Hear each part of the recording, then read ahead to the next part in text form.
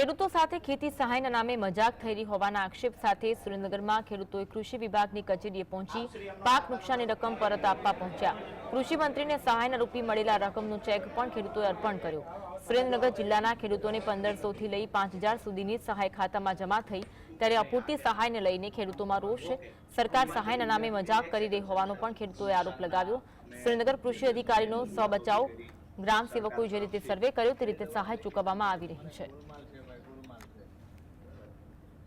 શિયાળુ પાકું થઈ જવું જોઈએ, પણ આ સર્વેની રાહ જોઈને બેઠેલા ખેડૂતોએ 1.5 મહિનાથી પણ વધારે સમય પસાર થવા છતાં પણ હજી વાવેતર કરી શક્યા નથી।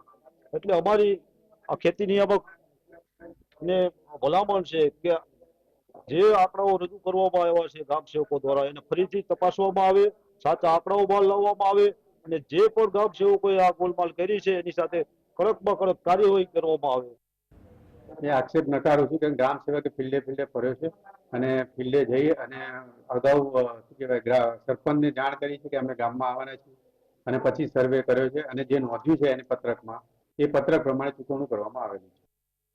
ખેડૂતો સાથે એક તો ખેડૂત દેવામાં ડૂબેલો છે, ઉપરથી જ્યારે અધિકારીઓ સાથે ષડયંત્ર ખેડૂતો ઉપર કરવામાં આવ્યું અને રકમની વળતરની રકમ ઘટાડવા માટે આયોજનપૂર્વક જ્યારે છેતરપિંડી થઈ છે, ત્યારે જે ખેડૂતોની મજાક થઈ છે, ખેડૂતો આજે જિલ્લા ખેતીવાડી અધિકારીને રજૂઆત કરવા આવેલા અને સાથે પોતાને ચેક લાવ્યા છે કે આ અમને જે 5000 4000 જેવી નજીવી રકમ અમારા ખાતામાં જમા થઈ છે, આ અમે કૃષિ મંત્રીને પરત આપી।